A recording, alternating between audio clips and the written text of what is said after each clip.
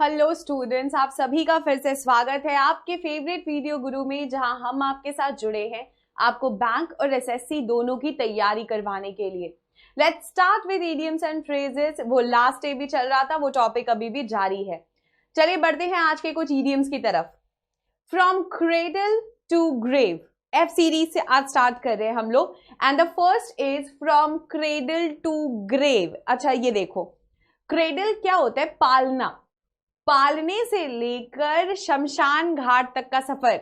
मतलब आप कैसे सफर की बात कर रहे हैं? जब आप पैदा होते हैं, जब छोटा सा बच्चा कोई पैदा होता है तो उसको कहाँ लेटाया जाता है? एक पालने में लेटाया जाता है। वहां से ग्रेव तक, ग्रेव तक मतलब शमशान घाट तक, ठीक है?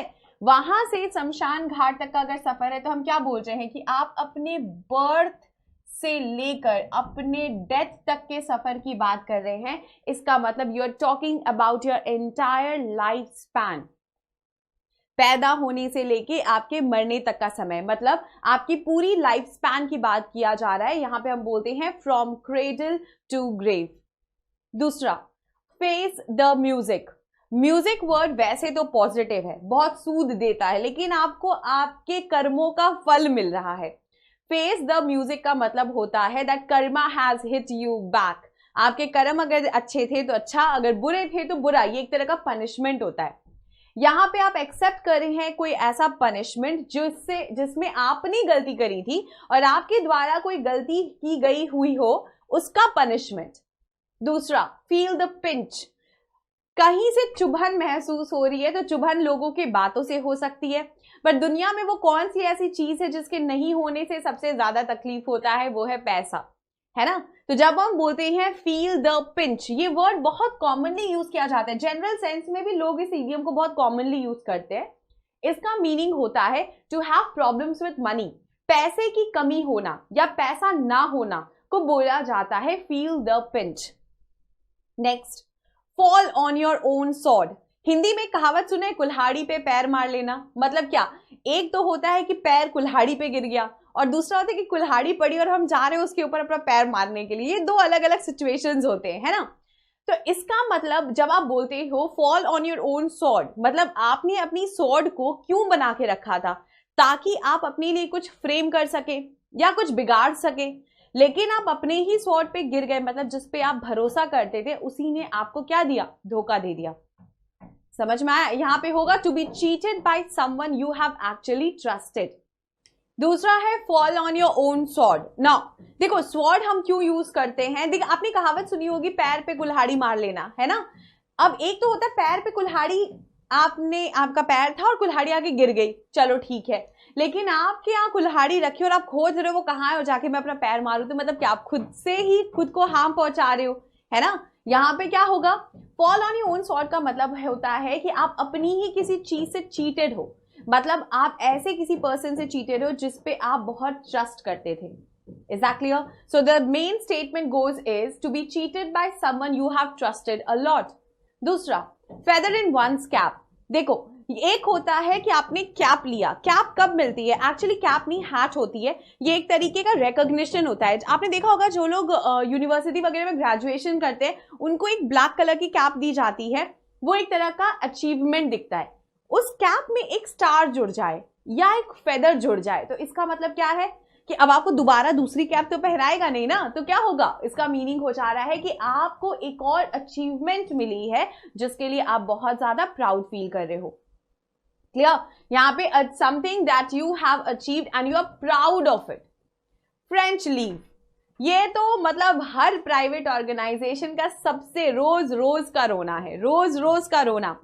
आप ऑफिस आज नहीं आए, आपने अपने बॉस को नहीं बताया, दूसरे दिन आके बॉस ने कहा how dare you take a French leave. मतलब एक ऐसी लीव जो आपने बिना परमिशन के ले ली, ठीक है? So basically French leave means a leave which you have taken without permission. Clear? Let's move further. Next we have flash in the pan.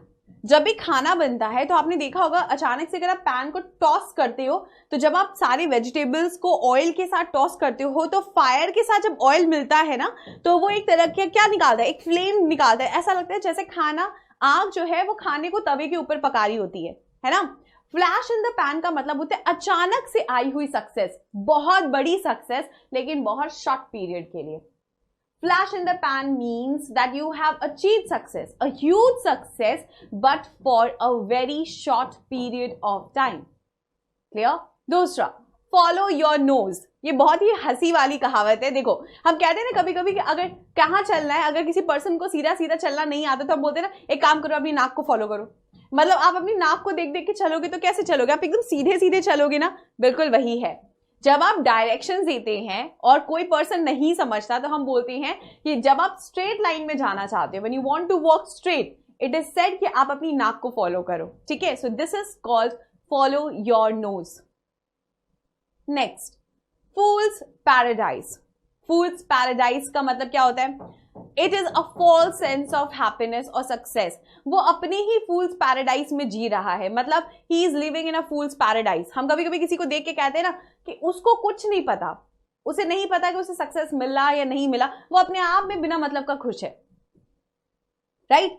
Next we have for donkey's years. अब देखिए, donkey कैसा होता है? हम कहते हैं ये समय कैसा बीत रहा है आपका, आप कहते हो गधे जैसा बीत रहा है। अब गधे जैसा समय होता है क्या? नहीं, हम कहना चाहते हैं कि हमारा जो समय है वो बहुत खराब चल रहा है। घोड़ा, देखो घोड़े से तो अच्छा काम करवा लोगे, देखो ट्रैवलिंग के लिए वो भी यूज होता है, लेकिन गधे पे सिर्फ सामान लादा जाता है। तो मतलब आप एक ऐसा साल गुजार रहे हैं जो आपके लिए बिल्कुल अच्छा नहीं है ना? मतलब it is a time which is taking a lot of time to get over. कभी कभी लगता है ना, कभी ऐसा हुआ है आपके साथ जब आपने देखा है कि घड़ी में 12:02 बज रहे हैं और आपको लगा कि अब तो पक्का 1 बज चुका होगा, और आप जब घड़ी देखते हो तो देखते हो 12:10 हो रहा है। ये जो सिचुएशन होता है इसको कहते हैं डोंकीज ईयर्स, मतलब एन ऑफुली लॉन्ग टाइम। एक ऐसा समय जिसको एंजॉय करके भी नहीं बिताया जा पा रहा, वो बस घिस घिस के चल रहा हो। Clear? The next is gift of the गैब। हमेशा देखिएगा आपके ग्रुप में या आपकी फैमिली में कोई एक ऐसा पर्सन होता है जिसके बोलने की तारीफ सब कर रहे होते हैं। कभी कभी होता है ना, घर में कोई भाई होता है या कोई छोटे भाई होते हैं, वो कभी कभी इतना वन लाइनर्स देते हैं कि सुन सुन के हंसी आती है, बट उनके चेहरे पे कोई रिएक्शन नहीं आता। ऐसे पर्सन जिनकी स्टेटमेंट सरकास्टिक भी होती है, फनी भी होती है, उन्हें हम कहते हैं they have a gift of गैब। गिफ्ट ऑफ गैब का मतलब होता है बोलने का टैलेंट होना। क्लियर? दूसरा, गिव कोल्ड शोल्डर। हमने आपको गुड मॉर्निंग कहा और आपने बस यूं देखा और गुजर गए, लेकिन आपने हमारे क्वेश्चन का आंसर नहीं दिया। इसका मतलब जब आप विश को रिटर्न नहीं कर रहे तो आप हमें इग्नोर कर रहे हैं। तो गिव अ कोल्ड शोल्डर मतलब हमें फर्क नहीं पड़ता आपके कुछ कहने से। It means to ignore a person. Next, get your wires crossed. आपको पता होगा ये जो क्रॉस का साइन होता है, ये वर्ड अपने आप में आंसर दे रहा है। ये कभी भी किसी अच्छी चीज के लिए तो नहीं जा सकता, है ना? तो इसका मतलब क्या होता है? आपके वायर्स एक दूसरे से भिड़ गए, मतलब क्या हो गया? आप दोनों के बीच में क्या हो गई? मिसअंडरस्टैंडिंग हो गई। ठीक है? So this actually means misunderstanding each other, especially when making arrangements. Next, give me 5. Give me 5 क्या होता है? हम कभी कभी देखिएगा फ्रेंड सर्कल में जब हमारी बहुत अच्छी रिलेशनशिप हो जाती है तो बात बात में कुछ लोग हाथ से हाथ को टच करते हैं, इसी को कहा जाता है गिव मी 5। अब गिव मी 5 मजाक करने का तरीका हो सकता है, ग्रीट करने का तरीका हो सकता है, और कॉन्ग्रेचुलेट करने का तरीका हो सकता है। So this is nothing but a way of congratulation और ग्रीटिंग। दूसरा, give someone a piece of your mind. आप चुपचाप बैठे थे, आप बैठे रह गए, आप बैठे रहे, कोई बगल में बैठ के चिल्लाता जाता, अचानक से आप उठे और आपने उसको 4 बात सुना दी। मतलब आपने अपने दिमाग के गुस्से का एक हिस्सा निकाल के किसे दे दिया? उस पर्सन को। तो वो गुस्से वाला दिमाग से अच्छा तो निकलेगा नहीं, तो क्या निकलेगा? गुस्सा। Basically give someone a piece of your mind का मतलब होता है अपने दिमाग का एक ऐसा हिस्सा देना जिसमें गुस्सा भरा हो। क्रिटिसाइज करना, criticise someone strongly and angrily का मतलब होता है give someone a piece of their mind. Let's move further. Next we have go bananas. कभी कभी अचानक से अगर मान लीजिए हम आपको बोले कि आपके घर पे शाहरुख खान आने वाले हैं या आपके 1 करोड़ की लॉटरी लग गई, अचानक से आपका जो रिएक्शन है क्या वो पहले जैसा होगा?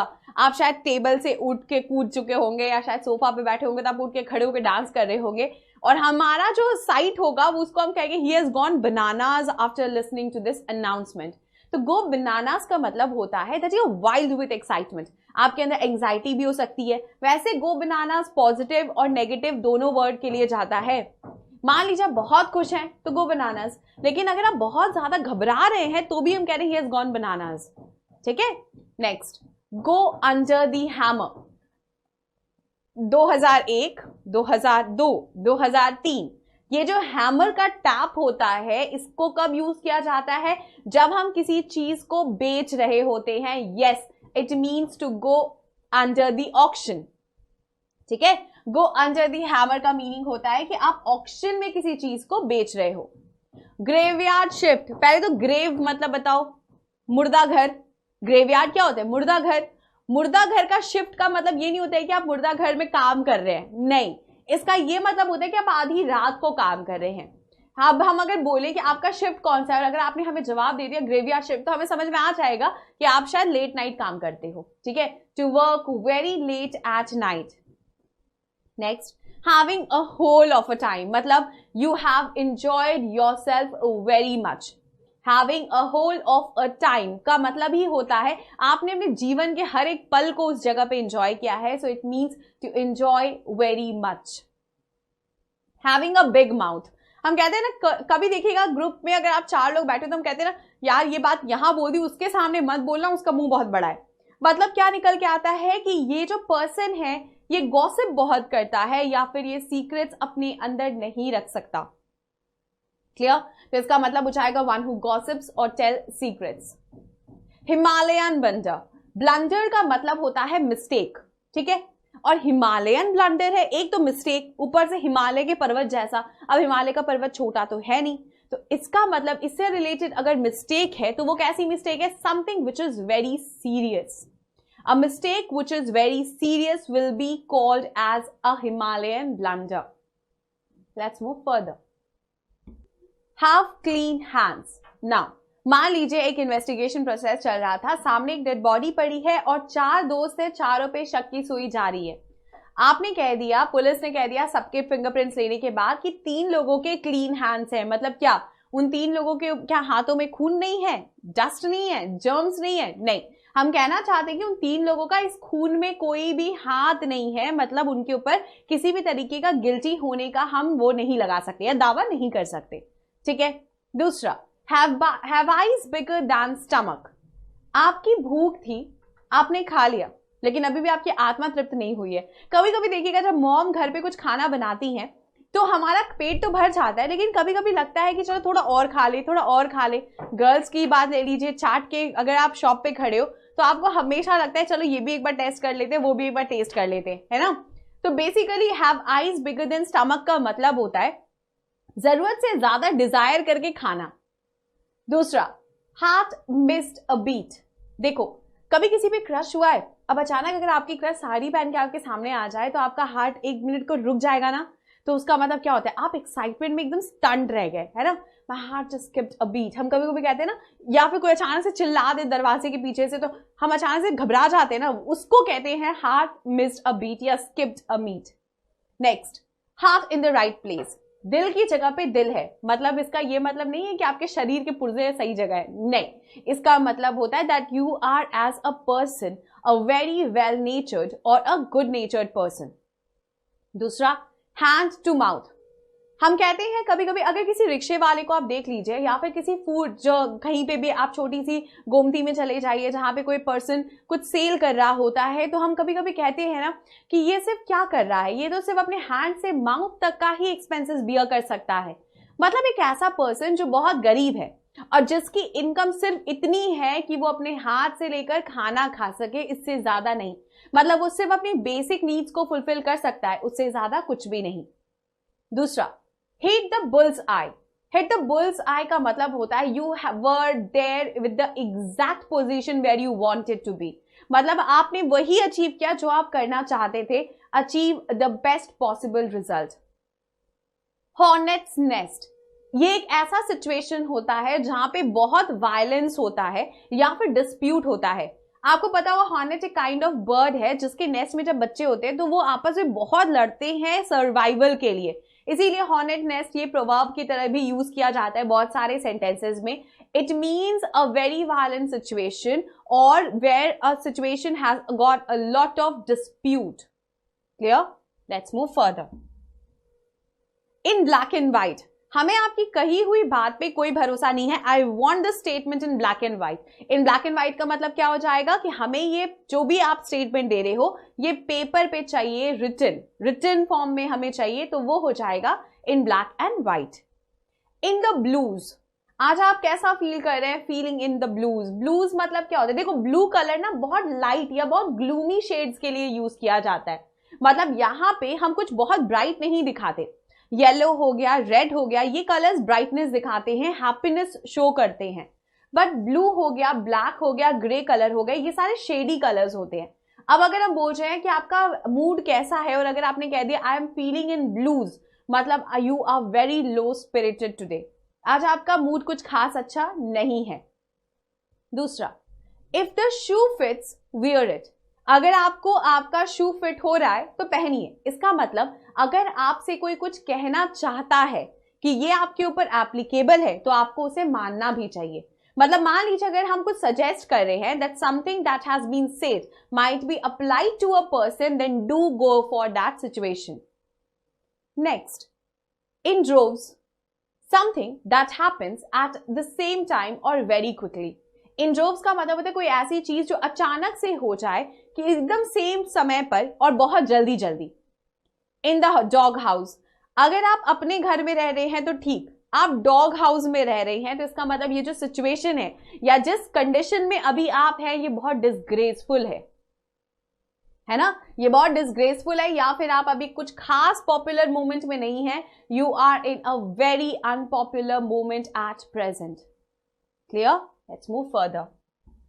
Next we have Jack Forest. Jack Forest का मीनिंग होता है व्हेन एवरीथिंग इज फ्रोजन। हम कभी कभी कहते हैं ना जैक फॉरेस्ट हैज अराइव्ड या विजिटेड माई हाउस या visited the city. Jack Forest का विजिट करने का मतलब होता है कि जगह पे एक ऐसा प्लेस जहां पे हर चीज अब फ्रीज हो चुकी है। जब भी आपके पेड़ पौधे हो गए, श्रब्स हो गए, घर के विंडो के नीचे का जो पेन है वो भी अगर फ्रॉस्टी हो जाए तो हम कहते हैं जैक फॉरेस्ट हैज विजिटेड। ये एक टर्म है जो जैक के लिए यूज किया जाता है। दूसरा, जैक ऑफ ऑल ट्रेड्स। आपके ऑफिस में एक पर्सन ऐसा जरूर होता है जो आपके अकाउंट्स में मैनेज करता है, आपके मैनेजरियल रिस्पॉन्सिबिलिटीज भी देखता है, अपने काम तो करता ही है, इसके अलावा बाकी लोगों के भी हेल्प कर देता है।